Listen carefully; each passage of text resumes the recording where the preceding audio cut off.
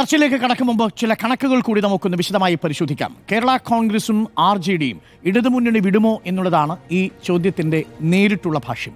അങ്ങനെയാണെങ്കിൽ കേരള കോൺഗ്രസും RJDയും ഇപ്പോൾ എത്ര സീറ്റുകൾ, എത്ര ശതമാനം അവർക്കുണ്ട്? തദ്ദേശ തിരഞ്ഞെടുപ്പും 2021 നിയമസഭാ തെരഞ്ഞെടുപ്പും തമ്മിലുള്ള ഒരു താരതമ്യത്തിലൂടെ നമുക്കൊന്ന് മനസ്സിലാക്കാൻ ശ്രമിക്കാം. നിയമസഭാ തെരഞ്ഞെടുപ്പിൽ നിലവിൽ LDFന് 99 സീറ്റ്, 45.43%. UDFന് 41 സീറ്റ്, 39.47%. വ്യത്യാസം 6%. എന്നാൽ 2025 നിയമസഭാ തെരഞ്ഞെടുപ്പ് വരുമ്പോഴേക്കും ഈ കണക്കുകൾ മാറുന്നതായിട്ട് കാണാം. UDFന് LDFിനേക്കാൾ എഡ്ജ് ഉണ്ടാവുന്നതും നമ്മൾ കണ്ടു. ഇനി നിയമസഭാ തെരഞ്ഞെടുപ്പിൽ കേരള കോൺഗ്രസിന് 2021 ആകെ 12 സീറ്റുകൾ കിട്ടിയതിൽ 5 സീറ്റുകളിലാണ് 2021 കേരള കോൺഗ്രസ് മാണി വിഭാഗം വിജയിച്ചത്. 3.28% കേരള കോൺഗ്രസ് മാണി വിഭാഗത്തിന്റെ 2021 നിയമസഭാ തെരഞ്ഞെടുപ്പിലെ വോട്ട് വിഹിതം എന്ന് പറയുന്നത്. അന്ന് മത്സരിച്ചത് പാല, കടുത്തുരുത്തി, കാഞ്ഞിരപ്പള്ളി, പൂഞ്ഞാർ, റാന്നി, തൊടുപുഴ, ഇടുക്കി, ഇരിക്കൂർ, ചാലക്കുടി, പെരുമ്പാവൂർ, പിറവം, ചങ്ങനാശ്ശേരി മണ്ഡലങ്ങളിലാണ് കേരള കോൺഗ്രസ് മത്സരിച്ചതെങ്കിലും കാഞ്ഞിരപ്പള്ളിയിൽ, പൂഞ്ഞാറിൽ, റാന്നിയിൽ, ഇടുക്കിയിൽ, ചങ്ങനാശ്ശേരിയിൽ ഈ 5 മാത്രമേ കേരള കോൺഗ്രസ് മാണി വിഭാഗത്തിന് വിജയിച്ചു കയറാൻ സാധിച്ചിട്ടുള്ളൂ. അതുകൊണ്ട് തന്നെ ഈ 5 സീറ്റുകൾക്കും അപ്പുറത്തേക്ക് കേരള കോൺഗ്രസ് മാണി വിഭാഗത്തിന് ജയിച്ചു കയറാൻ പറ്റുന്നൊരു സാഹചര്യം. ഒന്ന്, ഈ ഇടങ്ങളിലെല്ലാം തന്നെ LDFിൽ നിന്ന് പോയാൽ UDFിൽ സീറ്റ് കൊടുക്കാൻ സാധിക്കുന്നൊരു അവസ്ഥയുണ്ടാവണം. ഉദാഹരണത്തിന് നിലവിൽ പിറവം, അതേപോലെ ചങ്ങനാശ്ശേരി, ചാലക്കുടി, പെരുമ്പാവൂർ, ഇരിക്കൂർ, പൂഞ്ഞാർ, റാന്നി, തൊടുപുഴ, ഇടുക്കി, പാല, കടുത്തുരുത്തി, കാഞ്ഞിരപ്പള്ളി ഈ മണ്ഡലങ്ങളിലെല്ലാം UDFിന് കൊടുക്കാൻ സീറ്റുകൾ ഉണ്ടാവണം. ചുരുങ്ങിയത് 5 സീറ്റുകളെങ്കിലും UDFിന് കൊടുക്കാൻ കഴിയുക എന്നുള്ളതാണ് ഒരു പ്രധാനപ്പെട്ട കാര്യം. RJDയുടെ കണക്കിലേക്ക് എത്തിയാൽ RJD കഴിഞ്ഞ തവണ മത്സരിച്ചത് 3 ആകെ ജയിച്ചത് 1 മാത്രം, കൂത്തുപറമ്പിൽ. വോട്ട് വിഹിതം 0.93%. വടകര, കൽപ്പറ്റ, കൂത്തുപറമ്പ് മത്സരിച്ചെങ്കിലും കൂത്തുപറമ്പിൽ മാത്രമാണ് KP മോഹൻ വിജയിച്ചു കയറാൻ സാധിച്ചത്. എന്നാൽ 2021 നിയമസഭാ വോട്ട് വിഹിതം കൂടി നമ്മളതൊന്ന് കാൽക്കുലേറ്റ് ചെയ്യുമ്പോഴാണ് എത്രമാത്രം ഇമ്പാക്റ്റ് LDFിൻ്റെ വോട്ട് വിഹിതത്തിൽ വലിയ ഇമ്പാക്റ്റ് ഉണ്ടാക്കാൻ സാധിച്ചിട്ടില്ല. നോക്കൂ, ആകെ 2021 LDFിൻ്റെ 45.43%, കേരള കോൺഗ്രസ് 3.28%, RJD 0.93%മാണ് വോട്ട് വിഹിതം സ്വന്തമാക്കിയത്. ഓർമ്മിക്കണം, 39% UDFിനോട് വോട്ട് വിഹിതമുള്ളൂ. അതായത് കേരള കോൺഗ്രസ് എമ്മും RJDയും തമ്മിൽ കൂട്ടിയാൽ ഒരു 5% താഴെ മാത്രമാണ്, 4.33% മാത്രമാണ് വരിക. 45% നിന്ന് കുറച്ചാൽ 41.22%. പക്ഷേ അപ്പോഴും UDFിനേക്കാൾ 2%-ലധികം എഡ്ജ് LDFിനെ കാണും. 2021 സാഹചര്യത്തിൻ്റെ അടിസ്ഥാനത്തിലാണ്. അതായത് LDFിൽ നിന്ന് 2021 minus Kerala Congress M minus RJD 41.22%. പക്ഷേ അപ്പോൾ പോലും UDFിനേക്കാൾ എഡ്ജ് ഉണ്ടാവും. എന്ന് വെച്ചാൽ പെർസെൻറ്റേജിൻ്റെ കണക്കിലോ സീറ്റുകളുടെ കണക്കിലോ 6 സീറ്റുകൾ മാത്രമേ നഷ്ടമാകുകയുള്ളൂ എന്നർത്ഥം. 2021 UDFിൻ്റെ വോട്ട് വിഹിതം 39.47%. ഇനി പുതിയ UDF വിഹിതം മുന്നണി മാറി വന്നാൽ, അതായത് കേരള കോൺഗ്രസ് മാണിയും RJDയും UDFിനോടൊപ്പം വന്നാൽ 43.68% ആവുന്ന സാഹചര്യം ഉണ്ടാവും. ഇരു പാർട്ടികളും മുന്നണി മാറിയാൽ മുന്നണി സീറ്റ് LDFിന് 93 സീറ്റായിട്ട് കുറയും, 41.22% ആവും. UDF 47 സീറ്റ് കിട്ടുമെങ്കിലും 43.68% അവരുടെ വോട്ട് വിഹിതം കൂടും. അതായത് വോട്ട് വിഹിതത്തിലൊരു വ്യത്യാസം വരും, പക്ഷേ സീറ്റിലേക്ക് അത് കൺവേർട്ട് ചെയ്യൂല. നിലവിൽ ഇത് മാറിയാൽ ഇത് 2021 രാഷ്ട്രീയ സാഹചര്യമാണ്. എന്നാൽ തദ്ദേശ തെരഞ്ഞെടുപ്പിൽ വരുമ്പോഴേക്കും ആ കണക്ക് കൂടുതൽ വ്യക്തമാകണമെങ്കിൽ LDFിന് 58 സീറ്റുകളാണ് പ്രവചിക്കുന്നത്. നിലവിൽ ജില്ലാ പഞ്ചായത്തുകളുടെ കണക്കുകൾ എടുത്ത് പരിശോധിക്കുമ്പോൾ UDFിന് പരമാവധി 80 സീറ്റുകൾ വരെ കിട്ടിയേക്കാം. BJPക്ക് 2 സീറ്റുകൾ വരെ കിട്ടാനുള്ള സാധ്യതയുണ്ടെന്ന് തദ്ദേശ തിരഞ്ഞെടുപ്പിലെ ജില്ലാ പഞ്ചായത്തിൻ്റെയും ബ്ലോക്ക് പഞ്ചായത്തുകളുടെയും കണക്കുകളുടെ വിശകലനത്തിലൂടെ മനസ്സിലാവുന്നു. അങ്ങനെ വന്നാൽ 33.45% വോട്ട് വിഹിതം. UDFിന് ഒരു 5% വോട്ട് വിഹിതം കൂടാൻ സാധ്യതയുണ്ട്. 58ഉം 80ഉം. ഈ സാഹചര്യത്തിൽ നമ്മൾ പരിശോധിക്കേണ്ടത് തദ്ദേശ തെരഞ്ഞെടുപ്പിൽ കേരള കോൺഗ്രസ് മാണി വിഭാഗത്തിന് എത്രമാത്രം വോട്ട് വിഹിതം വർദ്ധിപ്പിക്കാൻ സാധിച്ചിരുന്നു എന്നുള്ളതാണ്. നോക്കൂ, കേരള കോൺഗ്രസ് തദ്ദേശ തെരഞ്ഞെടുപ്പിൽ ആകെ മത്സരിച്ചത് 949 ഇടങ്ങളിൽ, ജയിച്ചത് 246 ഇടങ്ങളിൽ, വോട്ട് വിഹിതം 1.62%. ഓർമ്മിക്കുക, 2021 4% വോട്ട് വിഹിതമുണ്ടായിരുന്ന കേരള കോൺഗ്രസ് 3.2% വോട്ട് വിഹിതമുണ്ടായിരുന്ന കേരള കോൺഗ്രസ് മാണി വിഭാഗം 2025 തദ്ദേശ തെരഞ്ഞെടുപ്പാകുമ്പോഴേക്കും നേരെ പകുതിയാകുന്നത് കാണാം, 1.62% ആകുന്നതായിട്ട് കാണാം. RJDയുടേത് 262 മത്സരിച്ചു, 63 വിജയം നേടി, വോട്ട് വിഹിതം 0.72%. 0.93% നിന്ന് 0.72% ആയിട്ട് നേരിയ ഡിപ്പ് മാത്രമേ RJDക്ക് ഉണ്ടായിട്ടുള്ളൂ എന്ന് കാണാം. തദ്ദേശ ഫലം അനുസരിച്ച് ഇരു പാർട്ടികളും മുന്നണി മാറിയാൽ LDF 52 സീറ്റിലേക്കും UDF 86 സീറ്റുകളിലേക്കും മാറും. 31.11% LDFിന്റെ വോട്ട് വിഹിതം കുറയും, UDFിന്റെ വോട്ട് വിഹിതം 41.15% വർദ്ധിക്കുകയും ചെയ്യും. തദ്ദേശ തെരഞ്ഞെടുപ്പിന്റെ അടിസ്ഥാനത്തിലുള്ള കാൽക്കുലേഷൻ മാത്രമാണിത്. ഇതാണ് നമ്മുടെ മുന്നിലുള്ള സാധ്യതകൾ 2021 2025 അടിസ്ഥാനമാക്കി നോക്കിക്കഴിഞ്ഞാൽ. പക്ഷേ ഈ കണക്കുകൾക്കും അപ്പുറത്തുള്ളൊരു ഇമ്പാക്റ്റ് ഒരു പക്ഷേ ഈ കേരള കോൺഗ്രസിന് മധ്യ തിരുവിതാംകൂറിലും RJDക്ക് വടക്കൻ കേരളത്തിലും സൃഷ്ടിക്കാൻ സാധിക്കുമെന്നുള്ളതാണ് നമ്മളുടെ രാഷ്ട്രീയ ചരിത്രം നമ്മളോട് പറയുന്നത്. ജിമ്മി, ഈ കണക്കുകൾ വളരെ പ്രധാനപ്പെട്ടതാണ്. കാരണം 12 സീറ്റുകളിൽ മത്സരിച്ച് 5 സീറ്റുകളിൽ വിജയിക്കുമ്പോഴും 4%-ത്തിനടുത്ത് 3.2%-ത്തിനടുത്ത് വോട്ട് വിഹിതം കേരള കോൺഗ്രസ് മാണിക്കുണ്ടായിരുന്നു 2021. UDFിന്റെ കാലത്തുണ്ടായിരുന്നതിൻ്റെ അത്ര വോട്ട് വിഹിതം LDFിന്റെ കാലത്ത് കേരള കോൺഗ്രസ് മാണിക്കുണ്ടാക്കാൻ സാധിക്കുന്നില്ല എന്നുള്ളതും കണക്കുകളിൽ നമ്മൾ കാണുന്നുണ്ട്. പക്ഷേ ആ 3% ഈ തെരഞ്ഞെടുപ്പിൽ വളരെ വളരെ നിർണായകമാണ്. കാരണം ഒരു സ്ലൈറ്റ് എഡ്ജ് UDFിന് ഈ തെരഞ്ഞെടുപ്പിൽ കിട്ടുമെങ്കിൽ 80 സീറ്റുകൾ വരെ നേടിയേക്കാം എന്ന് പറയുമ്പോൾ ഒരു 10 സീറ്റിന്റെ വ്യത്യാസം മാത്രമേ അവിടെ ഉണ്ടാവുന്നുള്ളൂ. സീറ്റിന്റെ കാര്യത്തിൽ UDF കോൺഫിഡന്റ് ആണെങ്കിലും ഈ വോട്ട് ഷിഫ്റ്റ് ഉണ്ടാക്കാൻ പോകുന്നത് ചെറുതായിരിക്കില്ലല്ലോ. അത് ഈ 5 മണ്ഡലങ്ങളിൽ മാത്രമല്ലല്ലോ, ചുരുങ്ങിയത് ഒരു 16 മണ്ഡലങ്ങളിലെങ്കിലും കേരള കോൺഗ്രസിന്റെ ഒരു സ്വാധീനം, നേരിയ തലത്തിലുള്ള സ്വാധീനമെങ്കിലും മുന്നണിക്ക് ലഭിക്കും. അതുപോലും നഷ്ടപ്പെടുത്തണ്ട എന്നതാണ് UDFിന്റെ തീരുമാനം. അങ്ങനെയാണെങ്കിൽ ഈ വോട്ടിനും അപ്പുറത്തേക്ക്, ഈ കണക്കുകൾക്കും അപ്പുറത്തേക്കല്ലേ യഥാർത്ഥത്തിലുള്ള പൊളിറ്റിക്കൽ ഇമ്പാക്റ്റ് ഉണ്ടാവാൻ സാധ്യതയുള്ളത്? ജിമ്മി, പെർസെപ്ഷനാണ് മാറാൻ പോകുന്നത്. ഒരു പ്രധാനപ്പെട്ട പാർട്ടി ഇപ്പോൾ LDFിൻ്റെ മേഖലാ ജാഥകൾ നയിക്കുന്നതിൽ ഒരു ജാഥ നയിക്കുന്ന പാർട്ടി മറികണ്ഠം പോവുക എന്ന് പറഞ്ഞാൽ എൻ്റെ പെർസെപ്ഷൻ വളരെ വലിയ അപകടം പിടിച്ചതാണ്. കേരള കോൺഗ്രസ് മാണി വിഭാഗം പോയി എന്ന് പറയുമ്പോൾ അതാണ് ഒന്ന്. 2, എത്ര സീറ്റാണെന്നോ എത്ര ശതമാനം വോട്ടാണെന്നോ അല്ല, 3 ജില്ലകളിൽ ക്രിസ്ത്യൻ വോട്ടുകൾ കൺസോളിഡേറ്റ് ചെയ്യാൻ സാധ്യതയുള്ള 3 ജില്ലകളിൽ പത്തനംതിട്ടയും കോട്ടയവും ഇടുക്കിയും, ഈ സ്ഥലങ്ങളിൽ നമ്മളിപ്പോൾ പറയുന്ന ശതമാനത്തിനപ്പുറം CPMനും, അതായത് ആരുടെ കൂടെയാണ് അവർ നിൽക്കുന്നത്, ആ മുന്നണിയിലെ മറ്റ് പാർട്ടികൾക്ക്, മറ്റ് സ്ഥാനാർത്ഥികൾക്ക് കേരള കോൺഗ്രസിൻ്റെ പോയ വോട്ടുകൾ കൂടി കൂട്ടുമ്പോൾ അതിന് കുറച്ചുകൂടി വലിയ ഇമ്പാക്റ്റ് ഉണ്ട്. ആ 3 ജില്ലകളിലെ ഫലത്തെ സ്വാധീനിക്കാൻ കേരള കോൺഗ്രസിന് എമ്മിന് ശക്തിയുണ്ടെങ്കിൽ അതും ഒരു പ്രധാനപ്പെട്ട കാര്യവും. എന്ന് വെച്ചാൽ 3-3.5% അവർ സ്വന്തമായി പിടിച്ചത് മാത്രമല്ല നമ്മൾ കണക്ക് കൂട്ടേണ്ടത്, അതിനുമപ്പുറം 3 ജില്ലകളിൽ ആ പാർട്ടിയുടെ അണികൾ മറ്റ് സീറ്റുകളിൽ എത്ര വോട്ട്, മറ്റ് സ്ഥാനാർത്ഥികൾക്ക് സ്വന്തം മുന്നണിയിലെ എത്ര വോട്ടുകൾ കൊടുത്തു എന്നുള്ളത് ഒരു പ്രധാനപ്പെട്ട വിഷയമായി തന്നെ കാണുക. അതോടൊപ്പം ഒരു പ്രധാനപ്പെട്ട പാർട്ടി CPIയേക്കാൾ ഒരു പക്ഷേ വിലമതിക്കുന്ന ഒരു പാർട്ടിയാണ് കേരള കോൺഗ്രസ് LDFന്. അവർ മുന്നണി വിട്ടാൽ ഉണ്ടാകുന്ന ഒരു തിരിച്ചടി, അതിൻ്റെ ഒരു ആഘാതം, അതിൻ്റെ ഒരു സൈക്കോളജിക്കൽ ഇമ്പാക്റ്റ് വളരെ പ്രധാനപ്പെട്ടതായിരിക്കും. അതായിരിക്കും ഞാൻ പറയുക നമ്പർ 1 എഫക്റ്റ്. ഓക്കെ സ്മൃതി, ഇതിനകത്ത് ഈ കണക്കിൽ ഈ സ്ലൈഡ് നോക്കൂ. LDFന് തദ്ദേശ തെരഞ്ഞെടുപ്പിൻ്റെ അടിസ്ഥാനത്തിൽ, അതായത് തിരിച്ചടി നേരിട്ട LDFന് പരമാവധി കിട്ടാൻ സാധ്യതയുള്ളത് 55 സീറ്റുകൾ വരെയാണ്. പരമാവധി കിട്ടാൻ സാധ്യതയുള്ളത് 55 സീറ്റുകൾ വരെയാണ്. 60 സീറ്റുകൾ വരെ വേണമെങ്കിൽ നമുക്ക് ജില്ലാ പഞ്ചായത്തിലെയും ബ്ലോക്ക് പഞ്ചായത്തിൻ്റെയും ഒക്കെ നമ്മൾ കണക്ക് കൂട്ടി എടുത്തു കഴിഞ്ഞാൽ ഒപ്പിച്ച് കിടത്തലെത്താം. പക്ഷേ അത് വളരെ സാധ്യത കുറവാണ് തദ്ദേശ തെരഞ്ഞെടുപ്പിൻ്റെ അടിസ്ഥാനത്തിൽ. അതിൽ മുന്നണികൾ മാറിയാൽ, കേരള കോൺഗ്രസ് മാറിയാൽ, കേരള കോൺഗ്രസിന് മാണി വിഭാഗത്തിന് ഒരൊറ്റ തദ്ദേശ തെരഞ്ഞെടുപ്പിലെ ഒരൊറ്റ കോൺസ്റ്റിറ്റ്യുവൻസിയിലും, നിയമസഭാ കോൺസ്റ്റിറ്റ്യുവൻസിയിലും ലീഡ് ചെയ്യാൻ സാധിച്ചിട്ടില്ല. 5 ഇടങ്ങളിൽ വിജയിച്ച കേരള കോൺഗ്രസ് മാണി 5 ഇടങ്ങളിലും തദ്ദേശ തെരഞ്ഞെടുപ്പിൽ പിന്നിലാവുകയാണ് ഉണ്ടായത്. അതായത് 12 ഇടങ്ങളിലും കേരള കോൺഗ്രസ് മാണി വിഭാഗം ലീഡ് നിലയിൽ പിന്നിലായിരുന്നു. എന്നാൽ RJDയുടെ കാര്യം അങ്ങനെയല്ല. RJD കൂത്തുപറമ്പിൽ ലീഡ് നിലനിർത്തിയിട്ടുണ്ട്. അപ്പോൾ RJDയുടെ ഒരു വോട്ട് ഈ LDFന് ചിലപ്പോൾ കിട്ടിയേക്കാം. അതുകൂടി ഒരു പക്ഷേ UDF കൊണ്ടുപോകുമ്പോൾ നമ്മൾ കണക്ക് കൂട്ടിയതനുസരിച്ച് മുന്നണി മാറുകയാണെങ്കിൽ തദ്ദേശ തെരഞ്ഞെടുപ്പിൻ്റെ കണക്കനുസരിച്ച് 80 കിട്ടാവുന്ന UDF 86ലേക്ക് അവരുടെ സീറ്റ് വർദ്ധിപ്പിക്കാൻ സാധ്യതയുണ്ട്. 86ലേക്ക് സീറ്റ് വർദ്ധിപ്പിക്കാം.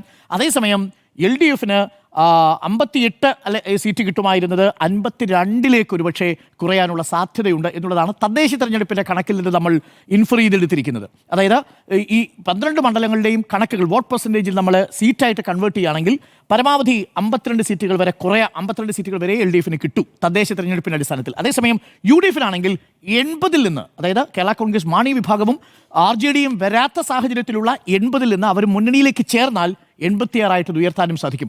ഈ കണക്ക് യഥാർത്ഥത്തിൽ UDFനെ പ്രലോഭിപ്പിക്കുന്നില്ലേ? അത് അതേസമയം തന്നെ കേരള കോൺഗ്രസിലും UDFിലും ഒരു ആശയക്കുഴപ്പം ഉണ്ടാക്കുന്നില്ലേ സ്മൃതി?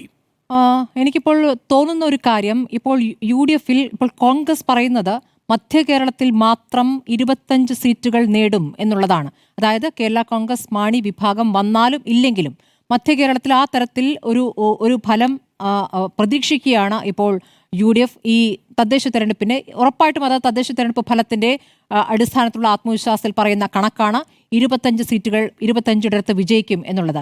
അപ്പോൾ നമ്മൾ തദ്ദേശ തെരഞ്ഞെടുപ്പിലേക്ക് നോക്കുക. തദ്ദേശ തെരഞ്ഞെടുപ്പ് നോക്കുമ്പോൾ കോട്ടയം, ഇടുക്കി, പത്തനംതിട്ട, എറണാകുളം ജില്ലയിലെ ഒരു ഭാഗം, ഇത്രയും ഭാഗത്ത് ജില്ലാ പഞ്ചായത്തുകൾ എങ്ങനെയാണ് UDFിനൊപ്പം ചേർന്നത് എന്ന് പ്രധാനമായും പരിശോധിക്കേണ്ടതാണ്. അങ്ങനെ പരിശോധിക്കുമ്പോൾ അങ്ങനെ മാറുന്നതിൽ പ്രധാനപ്പെട്ട ഘടകമാകുന്നത് കേരള കോൺഗ്രസ് മാണി വിഭാഗത്തിലെ അണികളാണ്. ഡോക്ടർ അരുൺ, മാണി വിഭാഗത്തിലെ അണികൾ UDFിന് വോട്ട് ചെയ്തു എന്ന് പറഞ്ഞാൽ സ്വാഭാവികമായ മുന്നണിയായി അവർ UDFിനെ കാണുന്നു.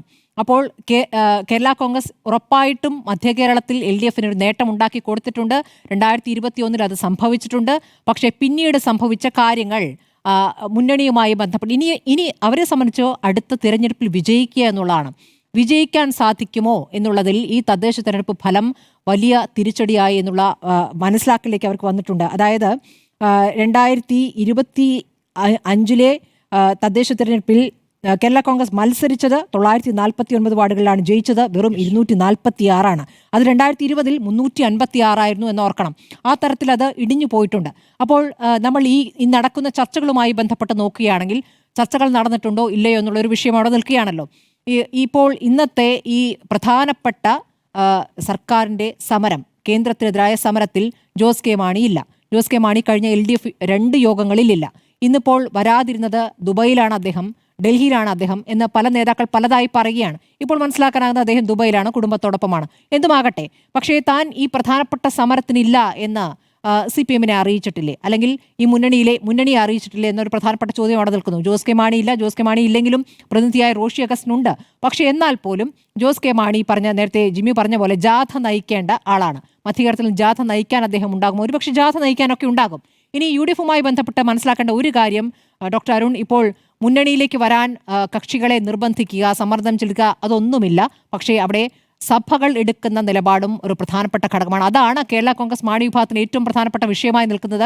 കത്തോലിക്ക സഭ എന്ത് നിലപാടെടുക്കുന്നു, സഭ പറഞ്ഞാൽ അത് അനുസരിക്കേ വഴിയുള്ളൂ എന്ന രൂപത്തിലേക്ക് അത് മാറുമോ? അങ്ങനെ വരുമ്പോൾ ചെയർമാൻ തീരുമാനിക്കട്ടെ എന്ന് പറയുകയും ചെയർമാൻ്റെ തീരുമാനം സഭയുടെ തീരുമാനമായി മാറുകയും ചെയ്യുമോ എന്നുള്ളതാണ് നമ്മൾ ഉറ്റുനോക്കേണ്ടത്. ഏതായാലും നിലവിൽ ജയിക്കുന്ന മുന്നണിക്കൊപ്പം നിൽക്കുമ്പോൾ പാലയടക്കമുള്ള സ്ഥലങ്ങളിൽ വന്ന തിരിച്ചടിയുണ്ട്. അങ്ങനെയാണെങ്കിൽ ജോസ് കെ മാണിക്ക് മലബാറിലൊരു സീറ്റ് ലഭിക്കുമെന്നുള്ള സൂചന, മലബാറിലേക്ക് പോയി അവിടെ മത്സരിച്ച് ജയിക്കാനുള്ള സാഹചര്യം ഒരുക്കി കഴിഞ്ഞാൽ ഉറപ്പായിട്ടും പോകുമെന്നുള്ളൊരു സാഹചര്യം അവിടെ നിൽക്കുകയാണ്. ആന്റോ അഗസ്റ്റിൻ, ഈ കണക്കൊന്ന് നോക്കൂ. വളരെ കൗതുകമുള്ളൊരു കണക്ക്. നമ്മൾ 2021 നിയമസഭാ തെരഞ്ഞെടുപ്പിൻ്റെ മാത്രം കണക്ക് നോക്കിയാൽ 2021 നിയമസഭാ തെരഞ്ഞെടുപ്പിൽ LDFിന് 45.43% കിട്ടി. അന്ന് 2021 കേരള കോൺഗ്രസ് എമ്മിൻ്റെ പ്രകടനത്തിൽ 3.28 RJDക്ക് 0.93% കിട്ടി.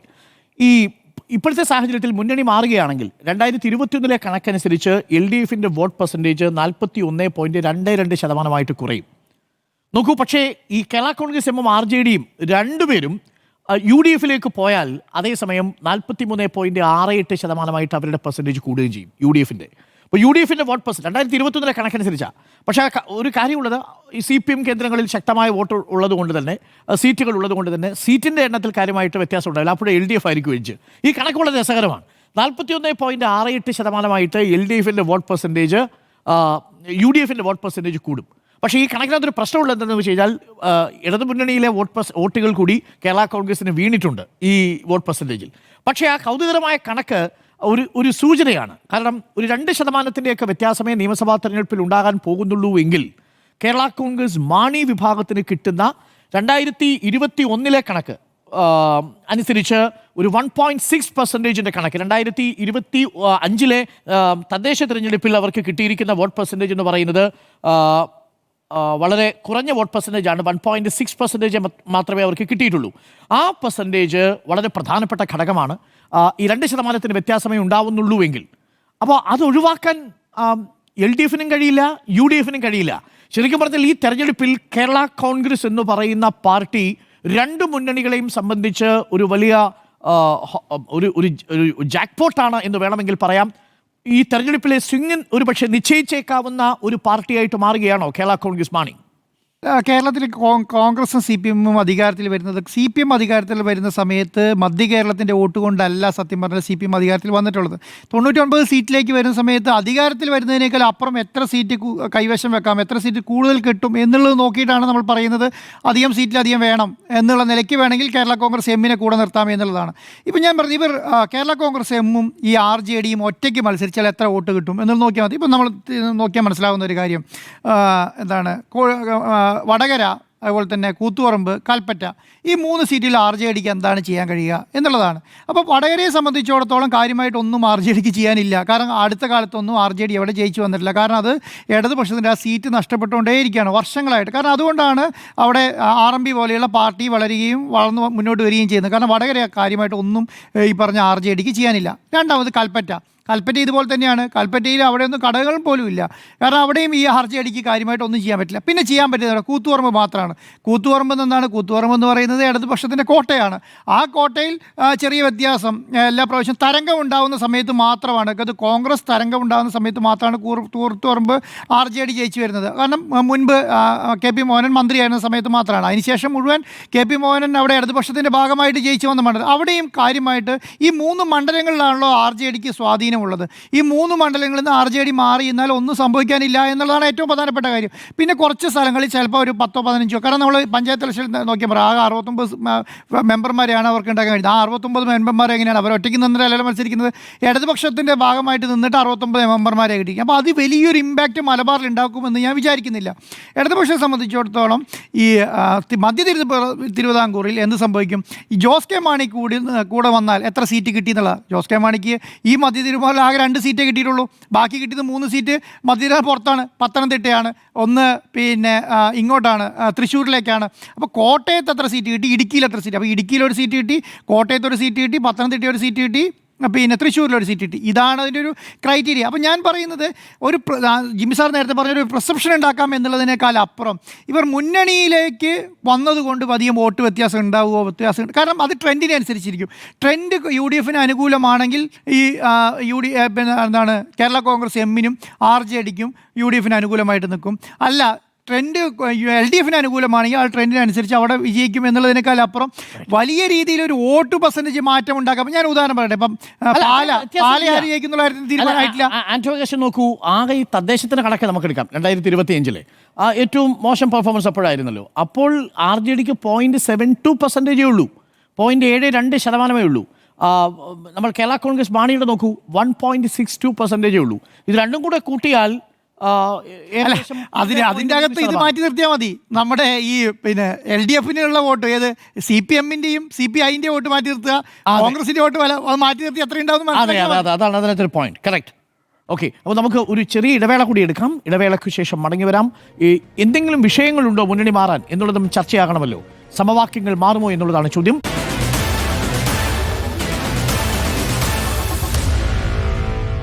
Meet the editors.